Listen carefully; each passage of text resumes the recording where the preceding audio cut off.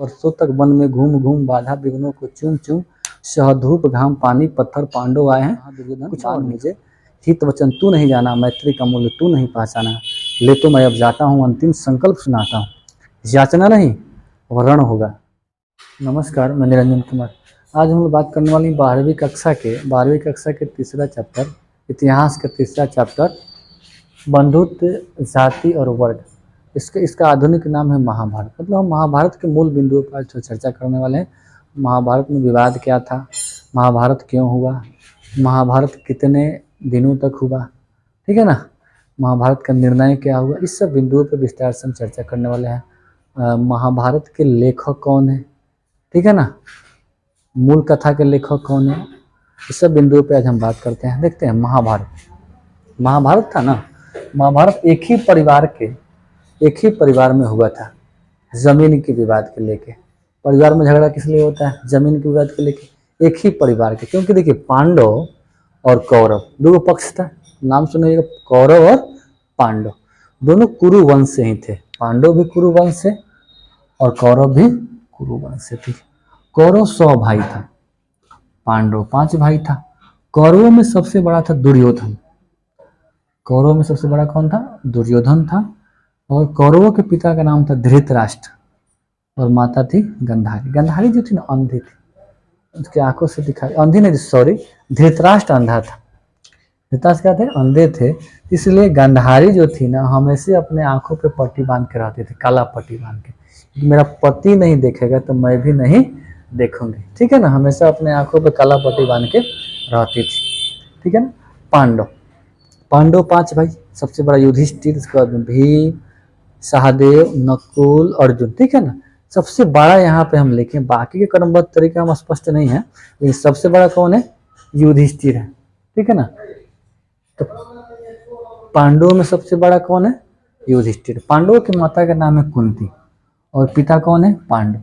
कुंती के 5 पुत्रों के अलावा एक और पुत्र था जिसका नाम था कर्ण। कर्ण का जन्म जो था ना, कुंती जब कुमारी थी, विवाह नहीं हुआ था, तभी कर्ण का जन्म हुआ था। कर्ण के जन्म के बाद लोक लज्जा के कारण क्या कि कर्ण को नदी में फेंक दी। तो कौरव के पक्ष के लोग इसको क्या किया, भरण पोषण किया। इसलिए इस युद्ध में, महाभारत के युद्ध में, कर्ण जो था ना कौरव पक्ष से लड़ा।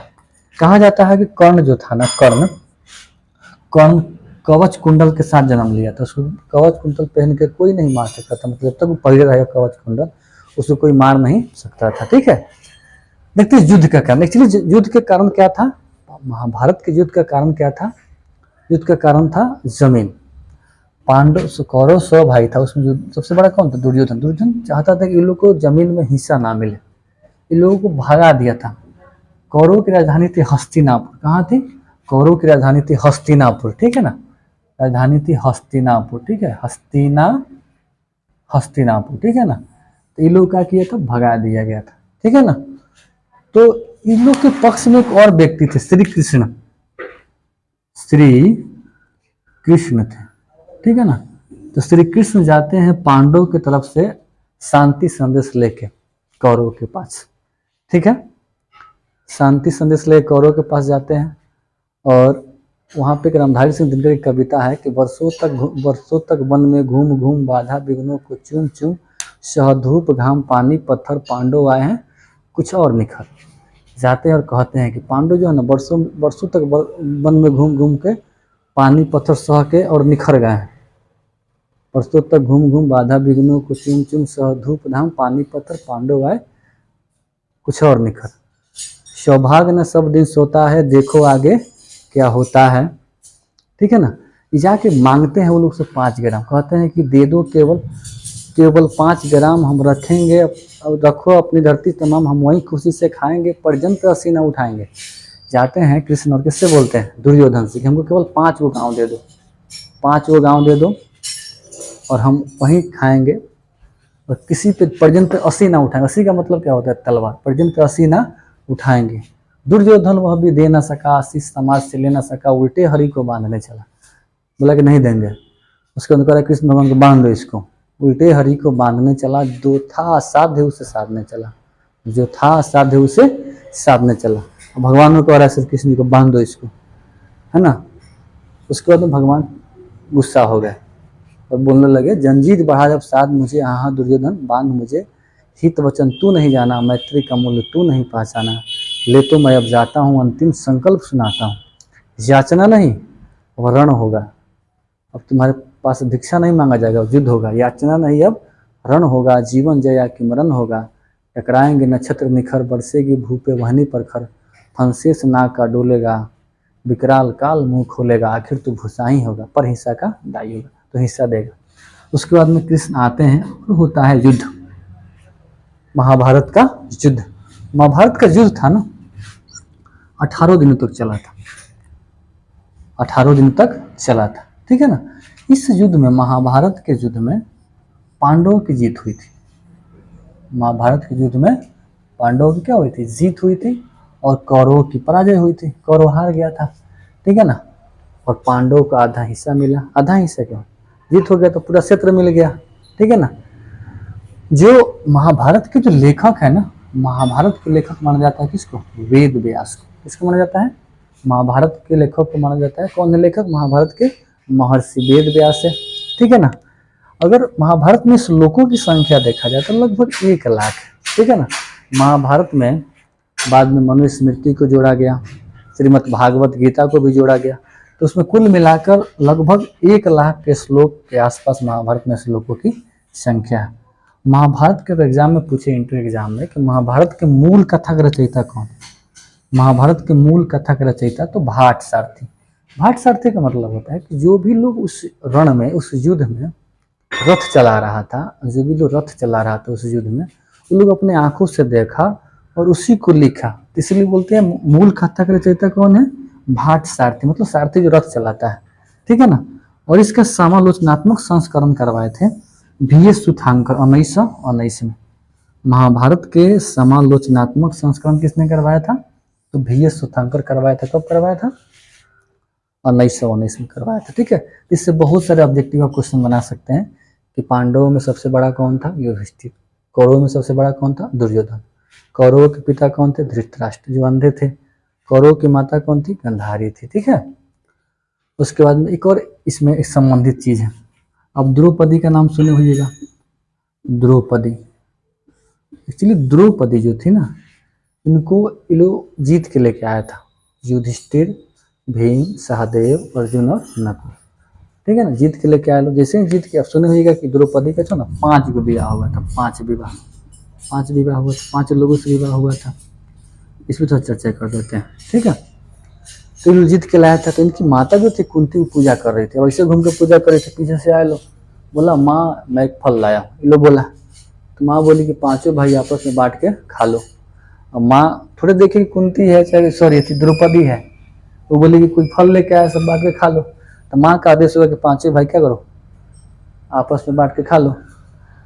इसका पीछे कारण था, इसके पीछे कारण क्या था कि द्रौपदी ने ब्रह्मा को खुश करके एक वर मांगी थी। बोले थे कि हे ब्राह्मण, हमको ऐसा वर चाहिए कि सबसे बुद्धिमान हो मेरा पति, सुंदर हो, धनुर्धन हो, भीम हो, गदाधारी हो, है ना, गदाधारी हो और शांत हो। तो देखा जाए तो युधिष्ठिर बड़े बुद्धिमान थे, भीम गदाधारी थे, सहदेव क्या थे? सहदेव, अर्जुन धनुर्धारी थे, नकुल सुंदर थे, शांत थे, ठीक है ना। सहदेव शांत थे। तो सब गुण एक आदमी में नहीं मिलता। होशियार होगा तो कुरूप होगा, कुरूप होगा तो सुंदर दिखेगा, है ना, सुंदर होगा तो बकलोल होगा। तो सब गुण एक आदमी में नहीं मिलेगा। तो ब्रह्मा जी उस समय बोल दिए थे कि तथास्तु, जाओ मिल जाएगा। तो ये नहीं बोले थे कि एक एक व्यक्ति में मिलेगा, अलग अलग व्यक्ति में मिल सकता है, ठीक है ना। तो क्या होगा, 5 लोगों से बाद में द्रौपदी का विवाह होगा। तो बाद में आगे पढ़े हुए कि बहुपति, इसमें विवाह का वर्णन मिलता है। मनुस्मृति में 8 प्रकार के विवाहों का वर्णन मिलता है। 8 प्रकार के विवाहों का वर्णन मिलता है, जिसमें मुख्य रूप से बहुपति,